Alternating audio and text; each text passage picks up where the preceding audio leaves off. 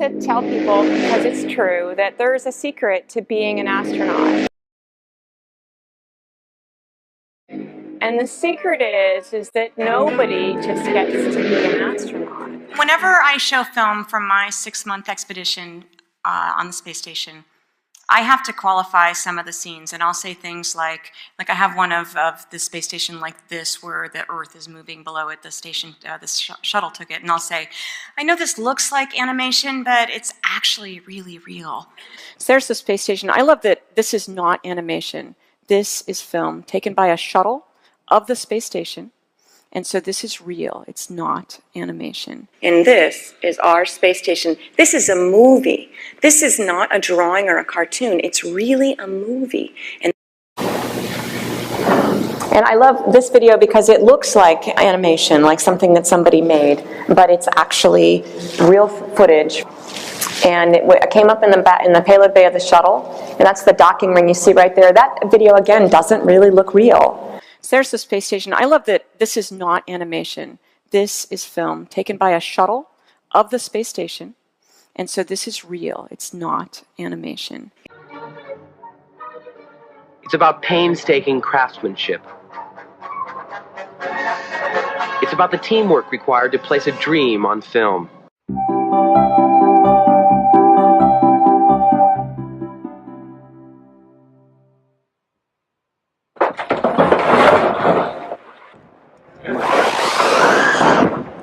Whether it's a full-scale mock-up of the shuttle used by astronauts for training, or a display model of a futuristic lunar transportation system, a small group of craftsmen at NASA's Johnson Space Center has probably had a hand in their construction. For 30 years, modeling has been an integral part of engineering support for the space program. Each project, whether large or small, has its own set of challenges, according to veteran model builder Mike McGuire. It's just skills acquired over a period of time. I don't believe there's a school that you can actually go to and learn everything that's done out here in the model shop. It's a pretty unique position. Although labor-saving devices play a vital role in modeling, it is the skill and artistic ability of the people that bring ideas to life.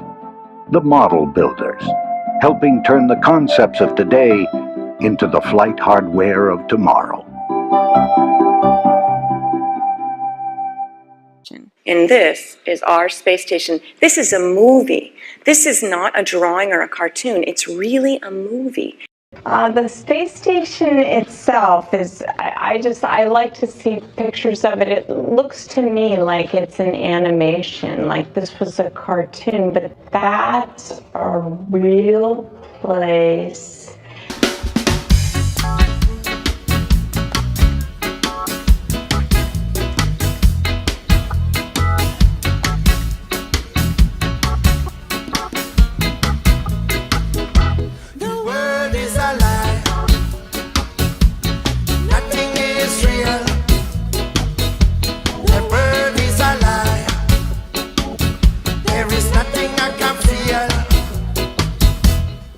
Mama didn't tell me that the world is unreal.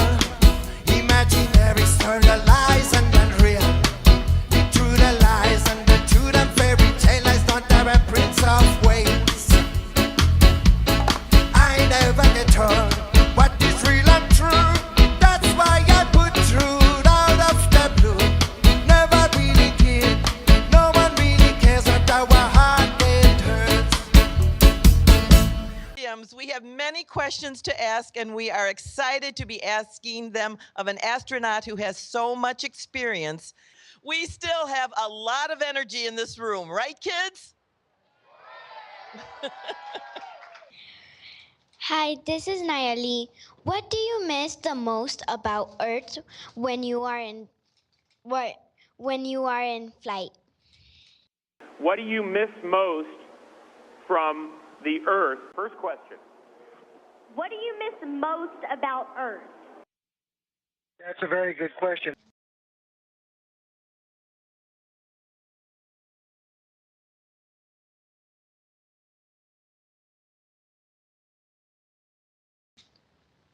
Hi, this is Danny. Do you ever see a shooting star fly past the space station?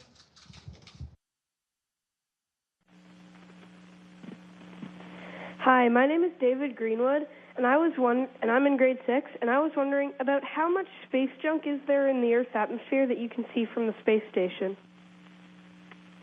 Hello, my name is Jenna Folkman, and I am in 3rd grade.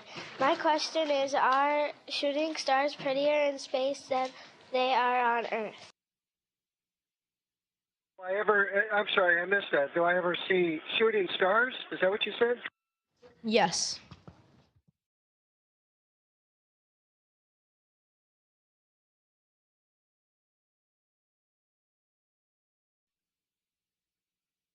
As a matter of fact, you know, to see a shooting star, you see it when a meteor hits the atmosphere, and then we call it a meteorite.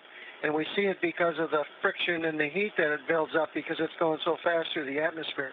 We're above the atmosphere up here.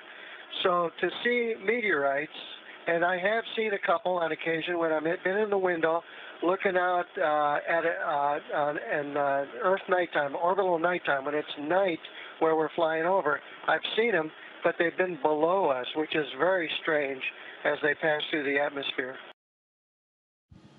Well, the interesting thing about shooting stars is when we see them below us, because a shooting star is actually a meteor that's coming through the Earth's atmosphere, and that's why it's burning as it's coming through the Earth's atmosphere.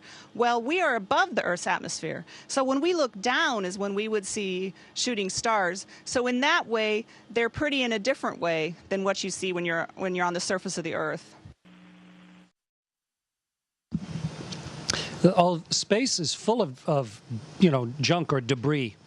The Earth gets hit by 100 tons a day of space debris. 100 tons a day hits our Earth. Every time you see a shooting star or a meteorite or something, those are bits of debris coming from the universe. 100 tons a day. Some of it is human-made, only a little bit, but there is some. And from the space station, though, everything's going really, really fast. We are going 5 miles a second, 8 kilometers a second. So all the debris is going faster than a bullet. So you can't see it normally. The only time I've ever seen space debris is when it burned up in the atmosphere underneath me, and I watched a meteorite burn up in the atmosphere. And that was kind of a spooky feeling because that meteorite could have hit us and not just been caught by the Earth's gravity into the atmosphere. But even though we know there's some around, space is big, and we get peppered by tiny bits all the time. But the space station's a good ship, big, strong ship, and so far, so good. Hi, my name is Graciela Penafather Moreno, and I'm in grade 5. Why does the International Space Station travel so fast? Let me explain it like this. If you went outside of the museum that you're in on the roof and jumped off the roof, if you could go across that roof so fast that you, as you fell, as you came off the roof, the Earth curved underneath you, so that you were falling, but you were going so fast that the Earth was curving away from you, so you never actually hit the ground. You just kept falling, and the Earth kept curving.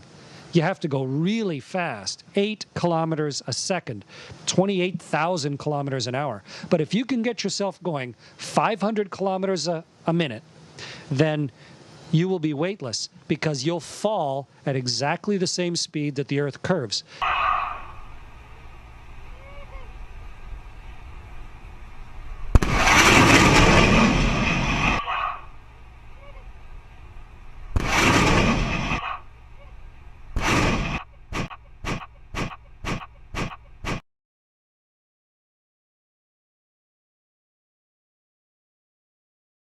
We are flying at about 8 kilometers per second. In a way, the surface of the Earth is curving away from us, so that we never crash onto it. And all those objects, including me, appear to float. Big M is the mass of the Earth in kilograms. So that would be around 6 million kilograms. Why am I floating? Hi, my name is Tom Lane, and I'm in grade 6. I'm wondering, how long did it take to build the International Space Station? Tom, the space station is big. I wish I could show you it all. It's huge. It's the size of 5 hockey rinks. It's very big. And each piece came up one at a time, and we put them all together. The Canadarm, our big robot arm, reached out and grabbed each piece and attached it as we built the station and made it bigger and bigger. And the very first piece came up 15 years ago in 1998. I was working down in Mission Control that day, and we've slowly built it. I helped build it back on my first flight up here back 12 years ago. People started living here, I think, 12 years ago, and I'm on Expedition 35, so we've had people living here for a long time, and we're still adding to it. There's still pieces coming up. I think you read maybe this week that there's a module that's inflatable that we're going to bring up in a couple years, and the Russians still have a laboratory to come up. So it's slowly getting built. It's like a city that you can never really say it's finished. It started a long time ago, and we slowly add to it and make it bigger and more capable. And right now it is the biggest, most powerful, most capable human building laboratory in space that humanity has ever built. Hello, this is Jillian. What experiments are you working on in space that will help people on Earth? We do a wide variety of experiments, as you probably know, doing your research into the program. We do experiments across the different spectrum of science disciplines. One of the most interesting things that we do, areas that we study, are the human body and the effects of weightlessness on the human body. Hello. I'm Don Pettit, and we're going to work with Legos today and learn about rockets. So, we have this containment system, and we use this for bona fide scientific experiments project. We can use this to help put together some of our Legos so that we won't lose any of the pieces. So now we have the Legos here. Let's check the instruction manual one more time to make sure that I built my rocket correctly. So I'm going to reach up here, grab the instruction book. Here is the NASA Space Station Lego guide. You know what I have? I've got an interspace vehicle. This kind of a rocket and this space shuttle kind of rocket. We've got this new vehicle, which once you're in low Earth orbit, we could take this vehicle to Mars. Maybe we could fly this vehicle to the moons of Jupiter. So it is really amazing that with our engineering skills, we can get into space off of planet Earth in the first place. My name is Reed Humelet, and I am in 5th grade. My question is, how long did it take you to get to the space station? It took us in the Soyuz rocket about 6 hours. And it took us, once we launched from the Earth, it was about 8 minutes or so before we were in orbit around the Earth. And then we orbited the Earth during burns of our jets to get closer and closer to the space station. And it was about 4 orbits around the Earth, and each one about 90 minutes. So it was about 6 hours, and we were here. So it was, a trip to Minneapolis and back, basically. But the acceleration builds up very, very quickly. And it only takes a few seconds before you realize that you are moving out, and you're moving out fast. And after a few minutes, of course, you get the sensation of speed as you see the Earth going by. And then you see that the sky turn from the blue sky that we see when we get above the weather, if we're going through weather, and the blue turns to black, even though it's daytime and the sun is shining, and you know you're entering space. Fired, like, imagine getting fired on a slingshot. It's actually an incredible feeling. Elena would like to know, how did you become an astronaut?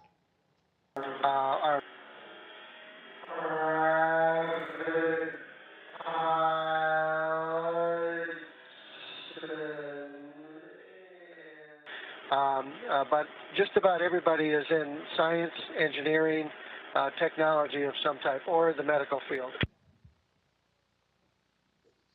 Hi, this is Enzo. Would you want to go on a mission to Mars? That's a good question. Thankfully, I don't have to answer that question because I think Mars will be beyond my career. You know, we leave Earth and we orbit the Earth, and we can look out the window from the space station. We can see the Earth all the time, day and night. We orbit the Earth 16 times a day, every 90 minutes. Ben would like to know, is it fun to play with your food in space? Every astronaut, no matter how old he or she is, turns into a kid again to play with the food. We play with the food all the time, and it's a lot of fun. Hi, this is Leilani. Will pets ever be allowed on the International Space Station? Well, we have had bugs and animals on board the International Space Station. I wouldn't call them pets, though. Usually they're part of an experiment.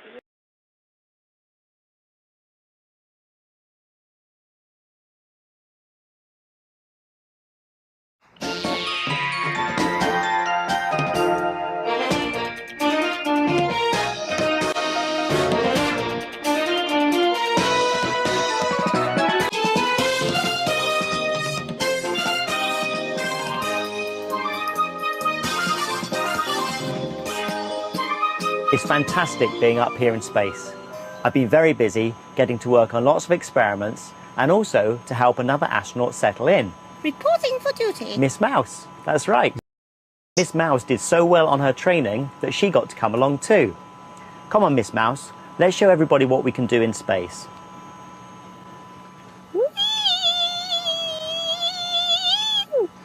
Space station is a serious place. His little tiger Hobbs came up on the supply ship.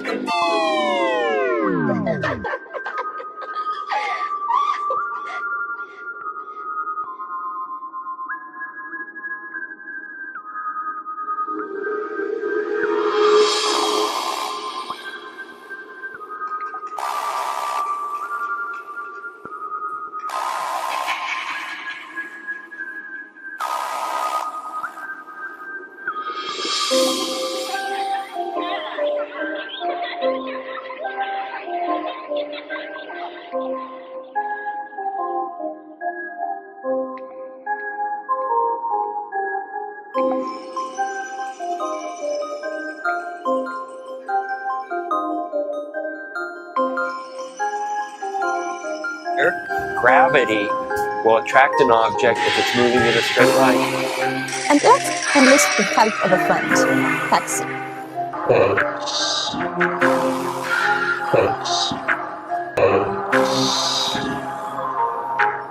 Okay, here is Pig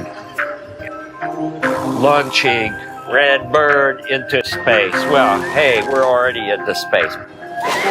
Whoa, look at that. Whoa, all the way down.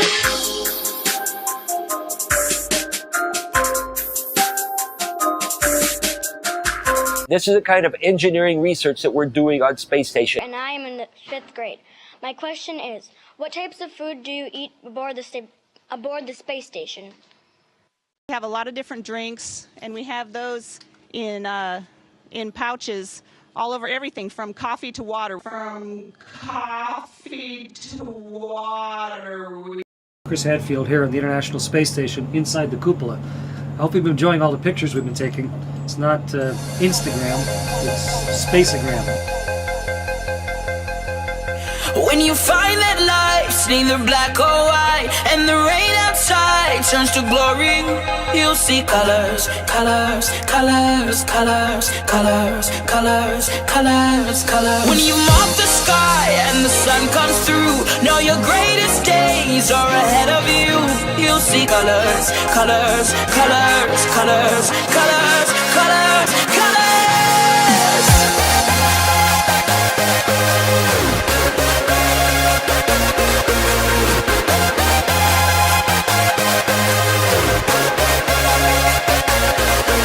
A spark of light will seize the night and reach beyond your vivid mind. There's an end to your darkest day.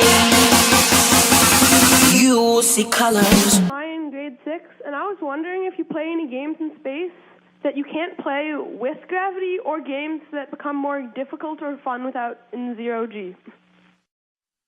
Now, this is a great place for games. You would love it here. Imagine playing, hide and go seek up here. Where you could float into any cupboard. You could hide up in the ceiling or in any sort of corner. So it's a great place for that. But we don't play hide and go seek very often. We're playing a game of Scrabble right now, but Scrabble's pretty hard without gravity because your pieces float all over. You could play darts here, but you wouldn't want pointy darts because we're inside a spaceship. But, if your dart just had a big lump on the end with Velcro and you threw it nice and slowly, maybe with big feathers on the end, then you could play darts. But when you throw darts on Earth, gravity pulls them so they curve as you throw them. Here, they would go straight. You could throw your dart and it would go absolutely all the way to the target because there wouldn't be a curve of gravity. So I think this would be a fun place to figure out how to play a bunch of games. And we play a little in our spare time, but mostly we're here to work. I hear that your sense of taste gets weaker in space. Is that true? Emily, your sense of taste, it's sort of like when you have a cold. And when you have a cold, all of the stuff that normally drains out of your nose gets plugged up there. And part of your taste is from your tongue and your smell and your senses. And when you can't smell, your food is hard to taste. It's the same for astronauts, because when we get to space, there's no gravity to pull all the stuff out of our head. And so we get sort of a swollen head, and it fills up our nose and makes our tongue kind of swollen, and you can't taste your food. Corpus Christi School in grade 6, and I was wondering what would happen if you put a marshmallow outside the space station. Well, you can see right through that window there, that's outside the space station. There's just a couple layers of glass between us and what is out there, which is the vacuum of space. There's no air. It's completely empty. And in the sun, in the shiny part, it's 150 degrees. And in the shade, it's minus 120 degrees. And in a marshmallow, there's all that sort of air pockets all trapped in there. That's what makes it all spongy. So your marshmallow would swell right up. And then if it went outside in the dark, if we were behind the Earth, your marshmallow would swell up and freeze. And so you'd have like a marshmallow snowball. And if your marshmallow was in the sun, if you went out on the sunny side, it would swell up and get all gooey. Not like roasting a marshmallow, but you'd have a big gooey mass of a marshmallow, sort of like a big eyeball or something. So marshmallows wouldn't be very good on the outside of the spaceship. But if we had a marshmallow on the inside of the spaceship, I'd eat it.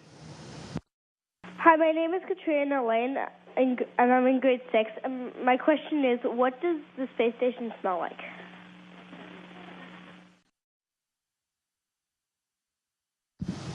What does it smell like? It doesn't really have a strong, distinctive smell. It's not a bad smell at all. It maybe smells like being in an airplane. It maybe smells like being in an airplane. In a big building, or maybe a nice clean hospital building or something. We work hard to keep it smelling good and healthy. It's good for our health and doesn't let any bacteria grow. And it's better if it doesn't have a smell that you don't like. I hate to tell you, Daniel, but we don't shower on the ISS. It's a good thing that this is video only and you can't smell us. Shirts. We have one shirt per month. So socks we change about once a week. Every smell that's in here, there's no place for it to go. There's no way for it to get processed except by my lungs or maybe by the equipment. Hi, I'm Luke Jeeves, and I'm in grade 6, and I was wondering what happens when you sneeze in space. What happens when we sneeze in space? Well, let's try. Okay, I'll get myself set. I'm going to sneeze. Let's see what happens. Let me get stable. Okay, I'm going to turn sideways to see what happens. Here we go. Nothing. Oh, maybe I'm rotating a tiny bit. So when you sneeze, of course, your body is trying to get something out of your nose, and it pushes it out pretty fast. So that little bit of stuff pushing out of your nose would push you back very slightly. But you have a lot of mass, and the stuff coming out of your nose just has a tiny bit of mass, so it doesn't move you very much. So, not much, but also in space, we cover our noses when we sneeze. Hi, Chris. Hello. How do you clean up a mess in space? Good question, because it's not going to fall on the floor. It's not going to fly up into the air. It's just going to float around until it runs into something. So let's make a little mess. Let's squirt some water as if it got away here. So those little drops are kind of departing, and then I've got a ball of water here just floating around. So water is also very dangerous on the space station. Just floating around. So water is also very dangerous on the space station because we have a lot of electricity. So we need to be very careful. So you look for a dry rag. You grab a rag. And we could grab a Russian rag. Here's a nice Russian rag. Here, get it out. My ball of water is still just floating there, fortunately. Get a rag out. Let it float away. And then bring my ball of water back on the rag. My ball of water is on this rag now. And what we'll do with this rag is we'll just hang it on a clip somewhere and let it evaporate. And that way the water gets picked up by the humidifiers of the spaceship and goes back into our water system, gets purified back into drinking water, so we don't lose the water. But if it was something else, something a little nasty, then of course we could get a more rugged cleaner, just a great big cloth to wipe it up. Or if it was something a little sticky, we could get kind of baby wipes. We use pre-moistened wipes that then you can clean off the sticky stuff that's maybe stuck to the wall and dried, or if you got jam on something. But what do you do if something nasty like a battery leaks or some sort of nasty liquid is floating around? Here's our contaminated cleanup kit, and you of course want to protect your eyes. So you put on goggles, and you want to protect your mucous membranes and your lungs. So we put on a mask, try not to break it. Okay, so now I have my mask and my goggles on, and then we want to protect our hands. We have special gloves that protect us against chemicals. They're called silver shield gloves. So I put on my silver shield gloves, and now I am ready with various types of absorbing things. And in fact, we have some great big ones, special soak-up mitts that we could put on top of a nasty spill, and then at the end of it, if you have the right type of combination, you could hold it in your hand and carefully pull off your glove. And now you've got a nasty thing on the space station, but we would wrap it inside 2 or 3 layers of containment, bags that close, zip up, until we're sure that it's not going to leak out. And then, finally, we're safe, and we can take off our gloves and our goggles and our mask.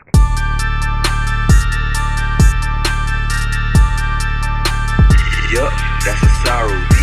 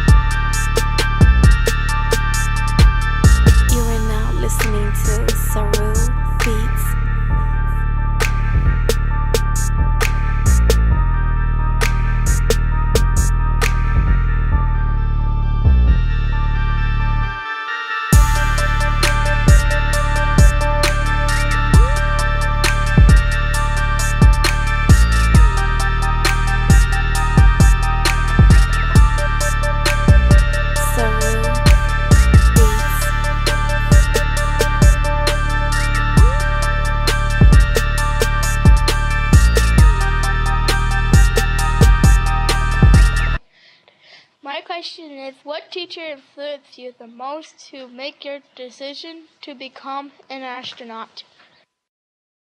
Hi, my name is Niket. I'm in grade 6.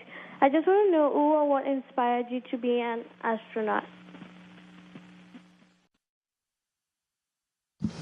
Well, you're in grade 6, so you're probably about 10 or 11, maybe 12 years old, probably 10 or 11. And, you know, you've probably heard of some people that have done really interesting things in their life. Someone who's done something that you think, wow, that's cool. Or you've seen someone do something and you think, oh, that's not good. Well, you're going to grow up to be one of those people. You're going to grow up to be somebody, and you're going to do something when you get to be an adult. And when I was your age, I looked at what some of the people were doing, and I watched the very first people walk on the moon. The very first 2 human beings walked on the moon when I was 10 years old, almost 10. This summer I turned 10. And that's what inspired me. I just thought, I'm going to grow up to be something. Why don't I grow up to be that? That looks like an interesting thing to do. Interesting. And so I was inspired to become an astronaut by 2 of the very first explorers.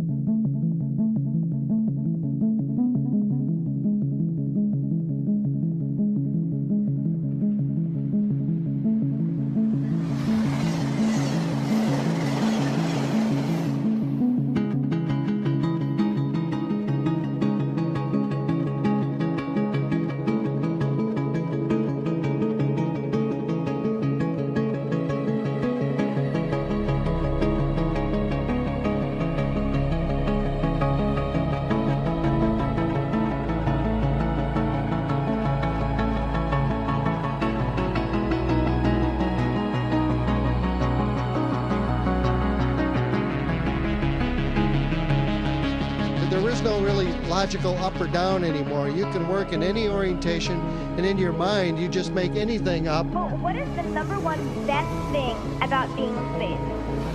Oh, there's lots of nice things to be in space. I talked about viewing the Earth. Of course, you can play with things, doing experiments in a weightless environment, studying physics, doing physics practical exercises in a weightless environment, fun. All astronauts turn to kids again.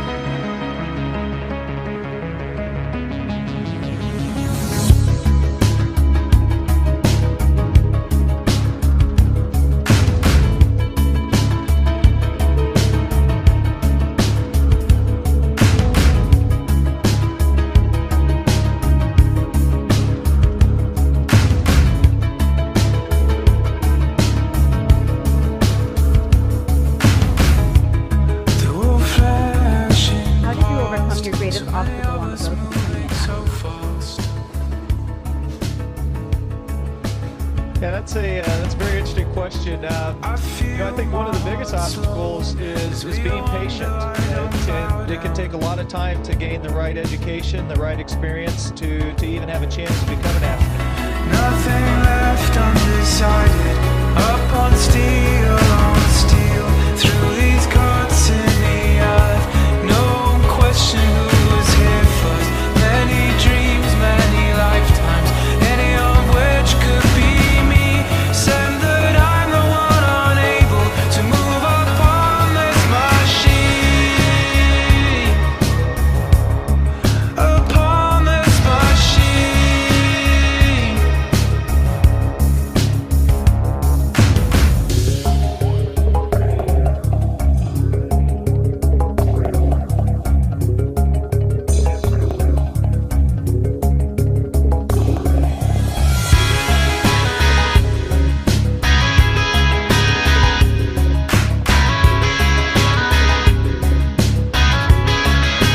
Welcome to the International Space Station.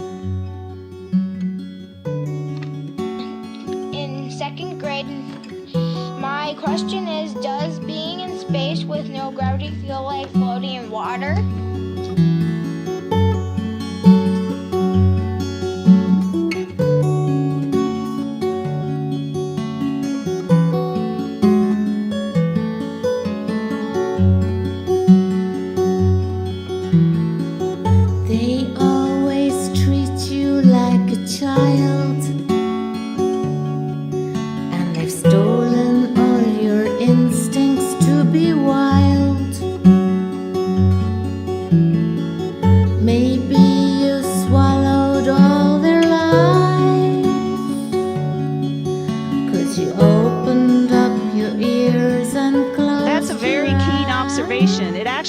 in a lot of ways. In fact, we use water to train for spacewalks. Little mermaid, sink or swim right up and look 'em in the eye, swim,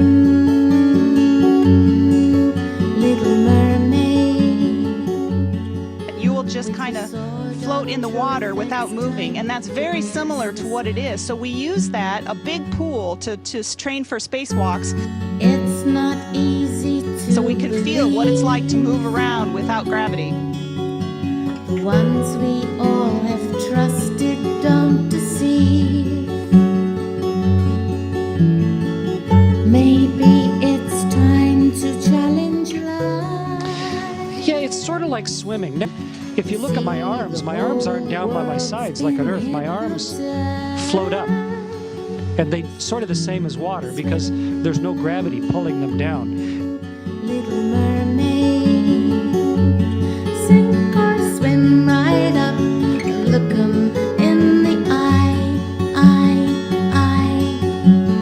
swim,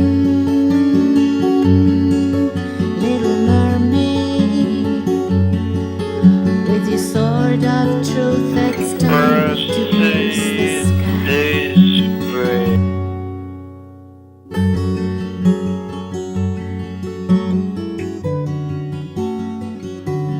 So it's more like floating in water all the time, not swimming in water, because you can't pull against the air. It doesn't, I'll show you, it won't take me anywhere. It doesn't, I just stand here because the air is not as thick as water. So it's more like just floating in water forever. It's a beautiful freedom. It's lovely to be able to just float around. So try it next time you're in a pool.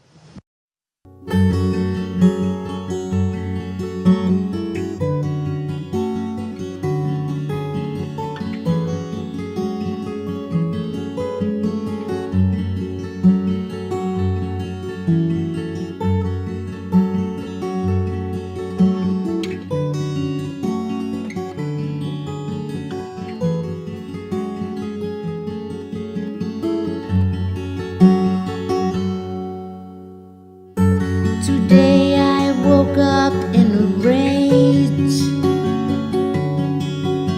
to find this life, this world is just a stage. Only the truth will set us free. So it's time for you to wake up, just like me. Swim, little mermaid, sink or swim right up and look 'em in the eye, so swim, little mermaid, with your sword of truth, it's time to pierce the sky. With your sword of truth, it's time to pierce the sky. Open the hook. Open the hook. Truth, it's time to pierce the sky. Scuba tanks in space? Snorkels and scuba tanks in space? You gotta tell me what it's like to be in space. What's it like to be in space? Well, it's a lot like being in the pool here. We'll continue to do what it takes to turn science fiction into science fact. That's what we do. Hello, my name is Chloe Winters and I am in 5th grade. My question is, what is your favorite thing to do aboard the space station? Well, there are a lot of really cool things to do here. Looking out the window is, of course, one of the best. But what I also like to do, I like zipping around. You can get moving pretty fast. We have handrails on all the walls here, and you can hold on with your feet or just push off with your hands. And I like zipping around corners and flipping upside down, because sometimes what you're doing, the floor is actually what would seem like the floor, and sometimes the floor can be one of the walls. And so it's fun to just kind of zip around corners and change your orientation and just float all over the place. It's a lot of fun. Great to talk to you this morning, Sunny. Thanks for taking a few minutes of your time out to to answer some questions. By now, does the station feel like home? It's definitely our home at this moment in time.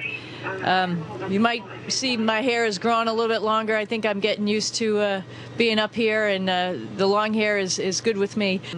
I think we have to clean up before the next crew comes here, just like when you have visitors at your house. You want to probably take this weekend or the weekend before they arrive to clean up.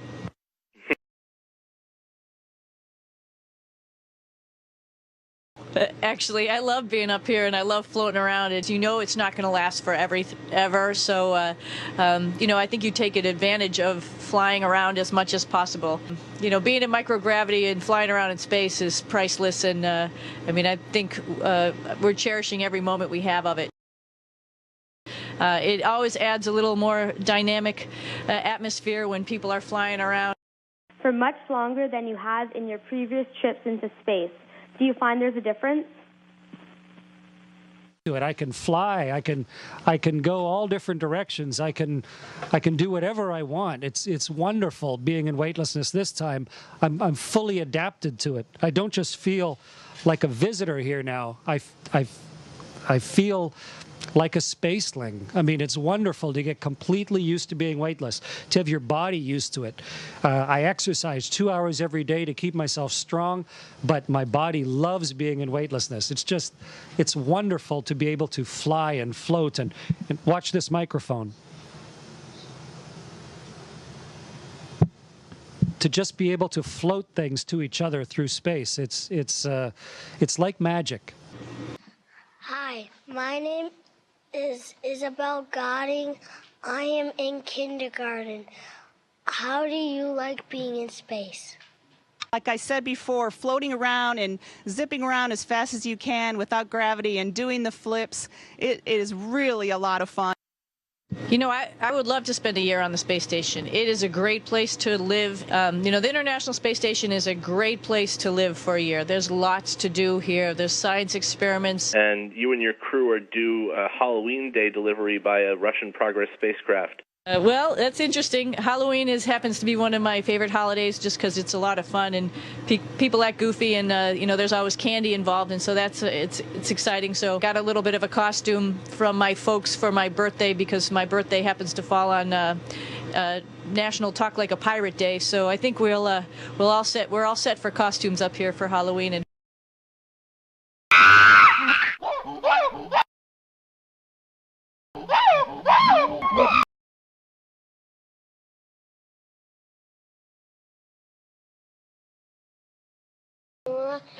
and I am in 2nd grade. My question is, what is the closest thing you have seen looking out the ISS window? I've actually seen a lot of cool things. I've liked looking at the aurora that I mentioned, which is like the northern lights and the southern lights. Hal Silligan, I'm in 5th grade. My question is, how is the research going at the International Space Station? Our research is going very well. We have at any one time about 150 different experiments going on. A lot of them we as astronauts are involved in personally, and a lot of them we're not. Some of them we just hook up experiments in some of these racks that you see on the walls here, and then they're completely controlled by the ground. Some of the experiments we do on ourselves, and so there's a lot going on, and it's all going very well, and I think the scientists that are on Earth are learning a lot and pretty excited about what they're learning. Disciplines, whether it's you know, basic physics, like you know, doing the spheres experiment there, and Misha assists with some of this science.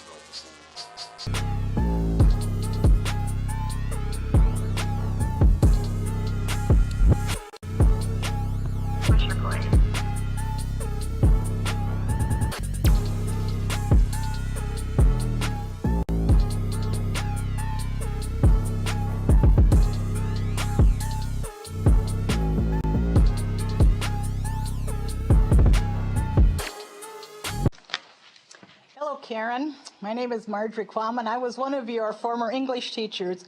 My question is, how is what you are currently doing on this mission going to impact life on Earth? That gravity is a very, very strong component of how things work when we're on Earth. Like you look at a fluid, we're doing some experiments with fluids that have little particles in them. Well, when you're on Earth, these particles are affected so much by gravity that it's hard to tell what's happening, how they're interacting with each other. So when you do the experiments here on the space station, you can look at how they interact with each other and how they interact with the fluid, and then you can optimize the way that they work on the ground. This is what I've made. It's far from being a masterpiece. I've discovered several challenges with cutting and piecing and stitching and weightlessness, but it was made in space. I'll be bringing this block back with me when I return to Earth, and I'm inviting all of you to create your own star-themed quilt blocks. We'll be combining them with my block to create a quilt for next year's 40th anniversary International Quilt Festival in Houston, where I hope to make a special appearance. I can't wait to see what we make together.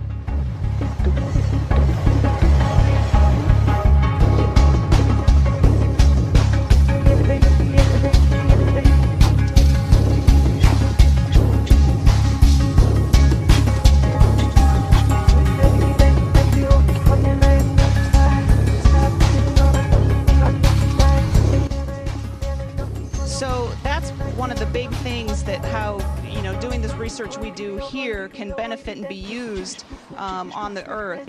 Hopefully what I'm doing here, I hope I can inspire you and the kids there. We'll pass through the Van Allen belts, an area of dangerous radiation. Dangerous radiation. Right now, we only can fly in Earth orbit. We only can fly in Earth orbit. That's not Earth orbit. Right now, we only can fly in Earth orbit. So the moon, Mars, asteroids, there's a lot of destinations that we could go to. Scott Kelly, Expedition 46 International Space Station Commander. Dr. Evil, I didn't spend 6 years in evil medical school to be called Mr. Thank you very much. I do think about the effects of radiation. The reason I'm here is to learn more about it, so someday we can travel further from low Earth orbit than we ever have before. Oh, hell, let's just do what we always do. Hijack some nuclear weapons and hold the world hostage. The effects of radiation, so someday we can travel further from low Earth orbit than we ever have before. Scott, I've been a frickin' evil doctor for 30 frickin' years, okay? Yeah. Commander, thank you so much. Appreciate everything you're doing, not only for the United States, but for the world at the International Space Station. And cut me some frickin' slack. You take a very, very important place in the history of the American space program, so we thank you for that. Thanks, Commander. Thank you. Station, this is Houston ACR. That concludes the event. Thank you. Honey, I'm still gonna melt every city on the planet with liquid hot magma.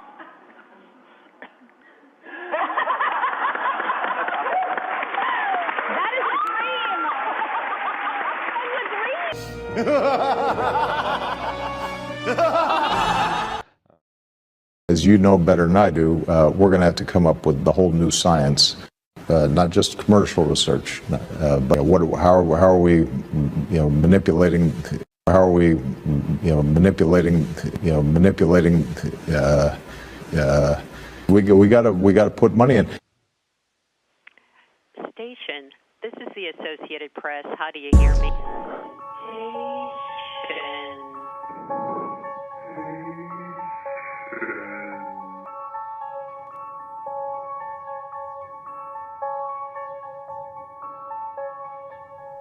And in case there are any conspiracy theorists out there, how would you prove to us that you're in zero gravity? Who I be? Juicy J. One bitch won't do shit, I gotta fuck 2 a day. Always about getting paid. Paper chasing and I can't let a single dollar get away. Blowing money like we smoke. Spend a couple bands just to make it all double back. On the block like a running back. Put the chopper at your ass, have your tough ass running laps. These niggas beefing with each other over lame assholes. Seen the same bitch sucking dick in the club for some rose mode. A few words of advice, but I keep my name off your tape, young nigga. I got niggas that'll kill for me. If I say that word, they gon' pull that trigger. Once again, I be going in. I be at this nigga's necks like a violin. Nigga fucked up, gotta go and try again. 1-800 get rich broke, nigga dial in. Let me tell you people what a boss is. And one of the biggest challenges is the harness system. Obviously, my body weight has to be kept firmly attached to the harness. How can a nigga trust any one of you clowns when my own family let me down? Everybody in this motherfucker hands out. Bullseye on the motherfucker grands out. Sore thumb swag, niggas know I stand out. Pull up in the Casper, then the bitches ran out. Neck shine like police lights, niggas looking. Say we hood like street light, beefs cooking. Flash money round, ratchet hoes, they gon' steal. Bitch, fuck with my money, somebody getting killed. Gotta watch these niggas, gotta watch these bitches. I trust my child, but I watch my riches. So the game up like stitches, fuck snitches. You niggas coming up short like midgets. It has to be kept firmly attached to the by this harness, and that can rub on the shoulders and around the waist. What you see? I don't trust these hoes. Yeah. And I don't trust these niggas. I don't trust these hoes. But I've got the harness fitting pretty well now. I don't trust these hoes.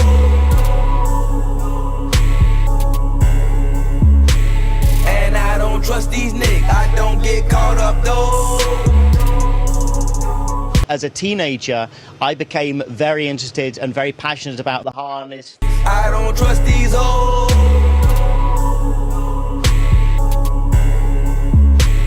And I don't trust these niggas. I don't get caught up though. Practice makes perfect. I pull them triggers. I don't trust these hoes. Practice makes perfect. And it was just the most exhilarating feeling to unloosen your buckles, your harness. And I don't trust these niggas. Dippy, what a man, what a hero.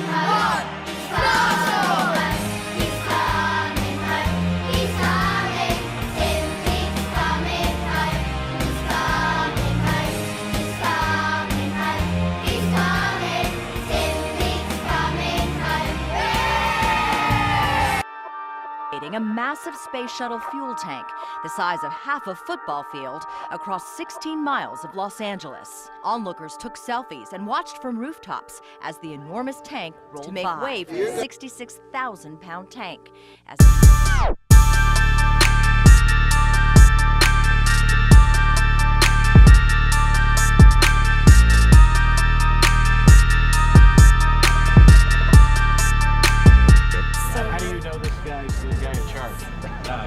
And one to cut the ribbon on the grand opening of the school they attended that now bears their name, Kelly Elementary. It's exciting, to be here, obviously. It's a great honor. Amazing. 3, 2, 1.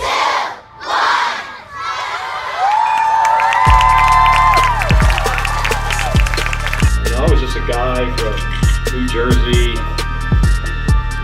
Just a fraud bald guy from New Jersey. In the Navy.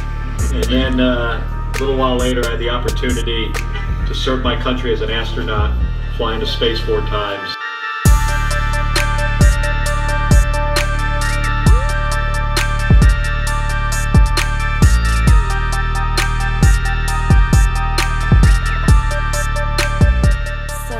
Make some positive steps in how we deal with guns and gun violence.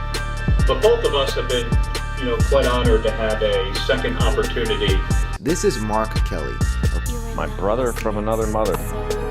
Okay, his twin brother is Scott Kelly, and he's supposed to be currently in space. I already had someone created in my image. He's evil, he wants to take over the world, and he fits easily into most overhead storage bins. It takes months and months, even years of preparation to get to that point where you ignite the solid rocket boosters on that space shuttle and build an incredible amount of momentum to complete this mission. He's the snake to my mongoose. or the mongoose to my snake. Either way, it's bad. Right. Going in the right direction, Mach 25, on to success to make Hillary our next president of the United States. One of the things Gabby always reminds me when I watch her after 5 years trying to overcome this. What does she remind you of? A horrible crisis actor? Because that's what she reminds thousands of people of, including myself, Mark. Dramatic brain. Keep in mind, she survived a 9mm hollow point bullet entering the back of her skull, exiting through her forehead, and this is the result we see today. That's what they want you to believe. Just to Great to be here today. I'm here to talk to you about Hillary Clinton. Hillary is tough. Hillary is courageous. She will fight to listen up to the gun lobby. That's why I'm voting for Clinton. Let's work together with Hillary, our president. Thank you very much. Let's work together to make Hillary our president. Let's work together with Hillary our president.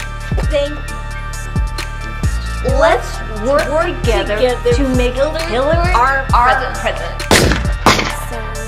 And up here in space without gravity, our bodies don't really need our bones, and they don't need our muscles all that much because we're not walking around all the time. So without the exercise we do every day, our bones and our muscles would degrade very, very fast.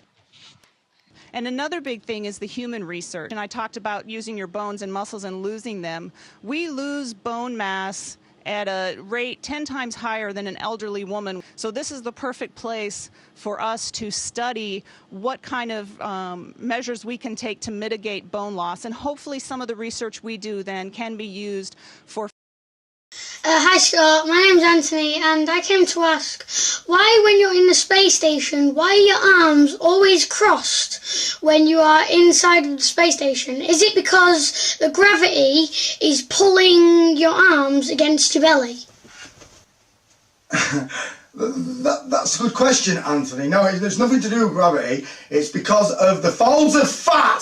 Because of all the Twinkies I've eaten, it's cutting into my body harness. Now get in my belly! Get in my belly!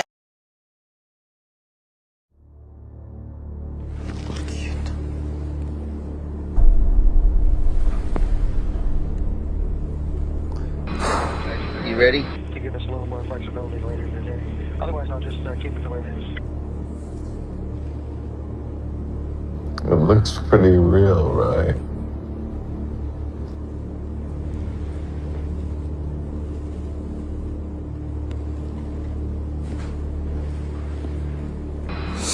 You ready?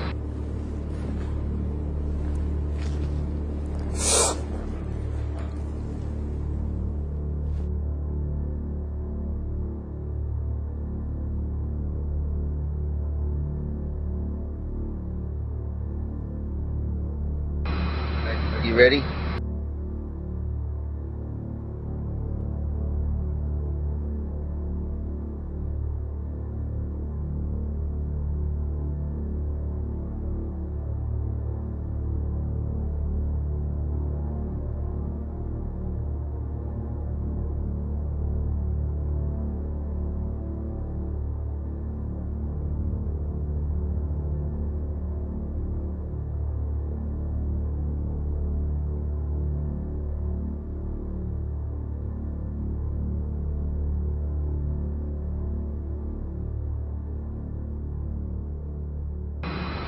You ready?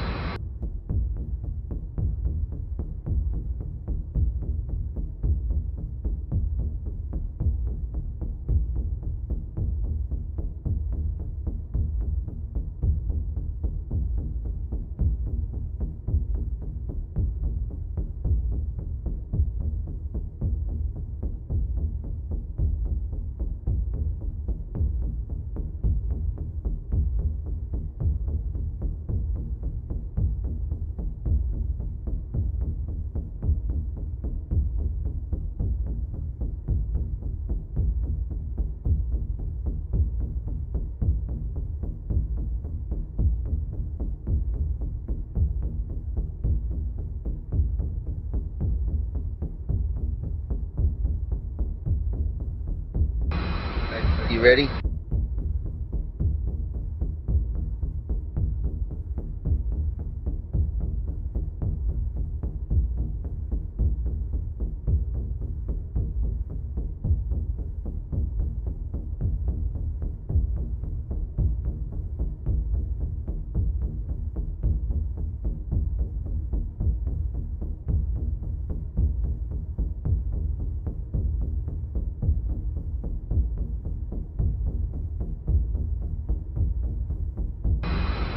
You ready?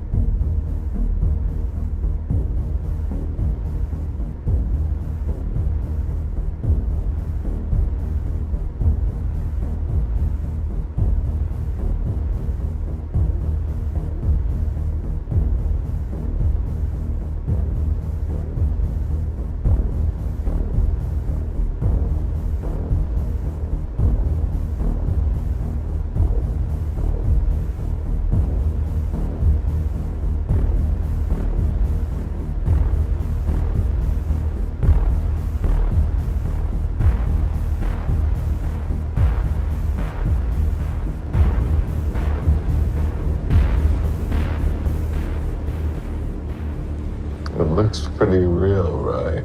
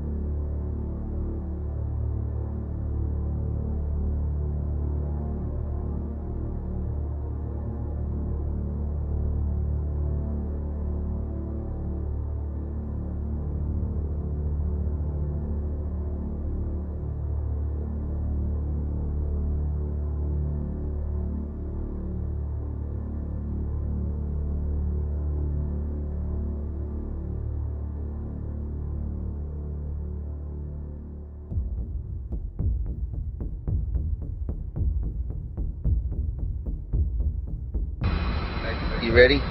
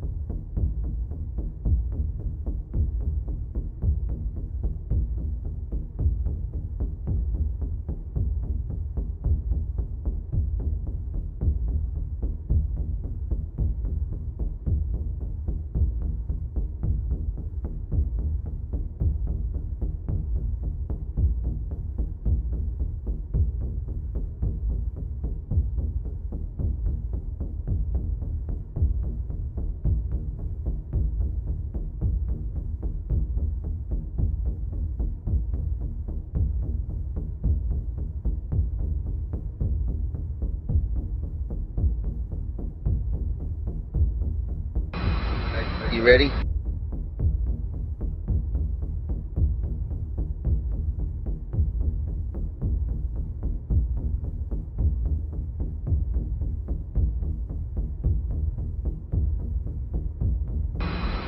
You ready?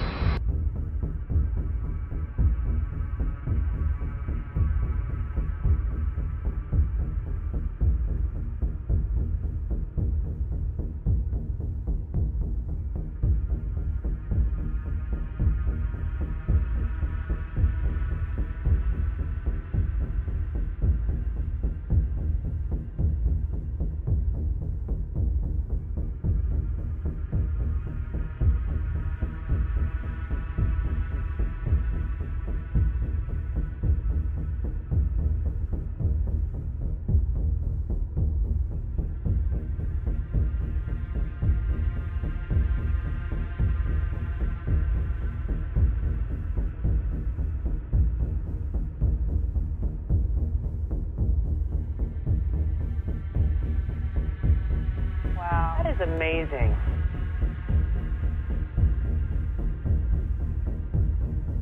It looks pretty real, right?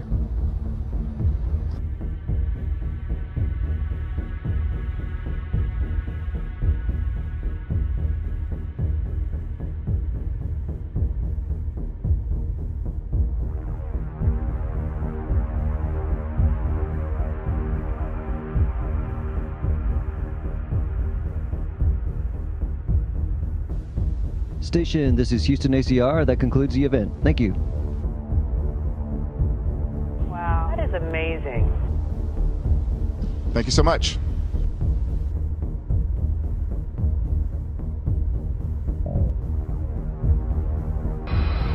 You ready? That is amazing. That is amazing.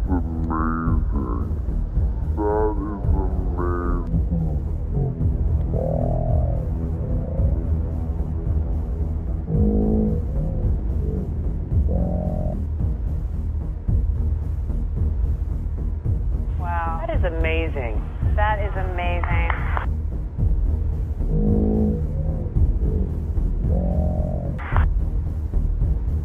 That is amazing. You ready? That is amazing.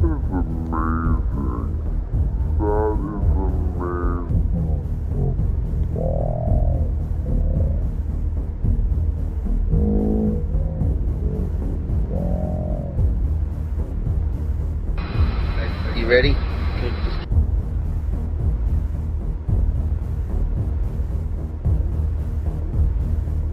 Wow, that is amazing. That is amazing. That is amazing. That is amazing. That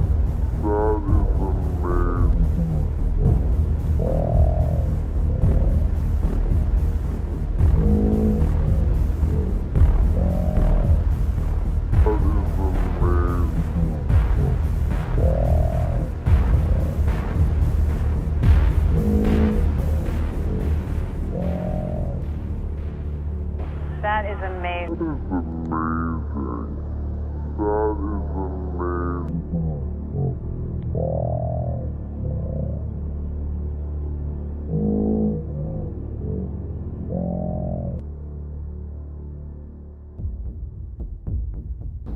looks pretty real, right?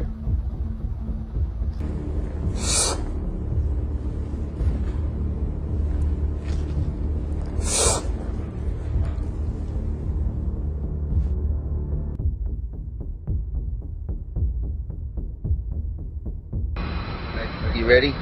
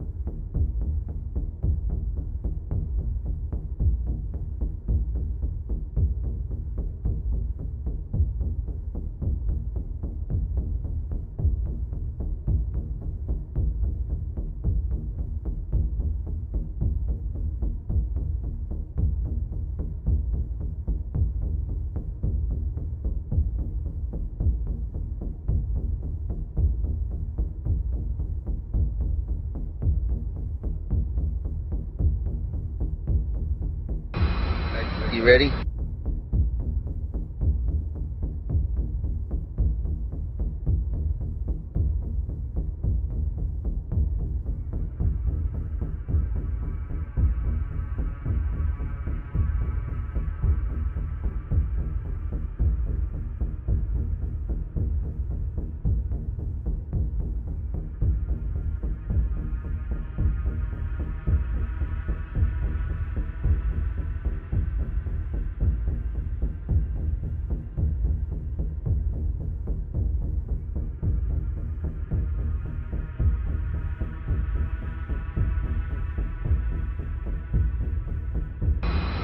You ready?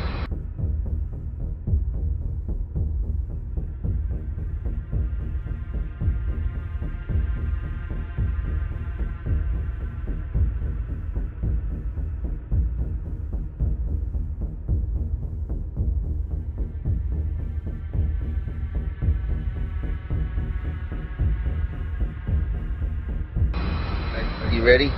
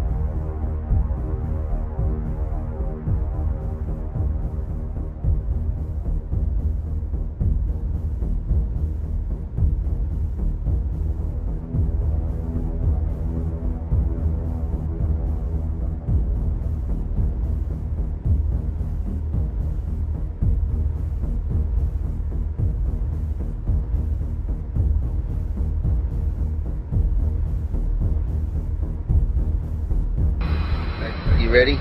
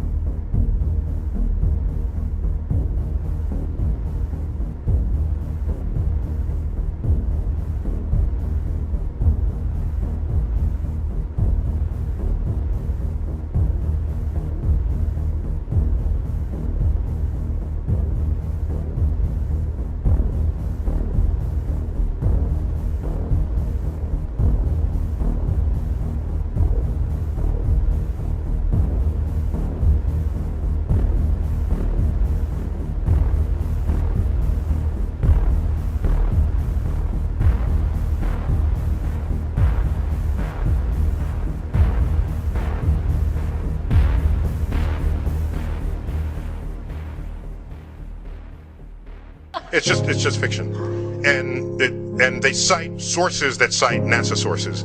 They don't cite NASA. Check the websites, you'll see. David B, what a man, what a hero. And what do we have? Oh, this is the wrong book. This is the red book. This is the emergency procedures for space station. And what was it doing where the Lego instruction manual should be? Maybe I ought to take a quick peek at it, because you always have to be ready for an emergency when you're living in a space vehicle. The first thing in here, oh, look at this, it's fire.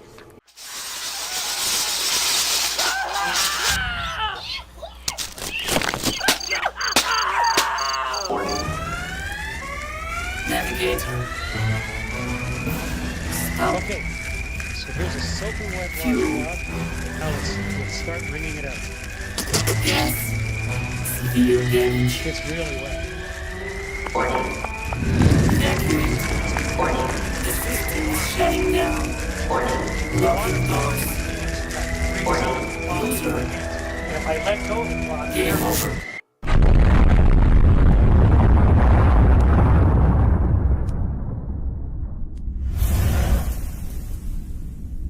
Okay, so the experiment worked beautifully. This world is a lie. Nothing is real. This world is a lie. There is nothing I can feel. Nothing in that world really exists. We merely burns reality and twist. With a vision and to fear my hold up that the world is a sport.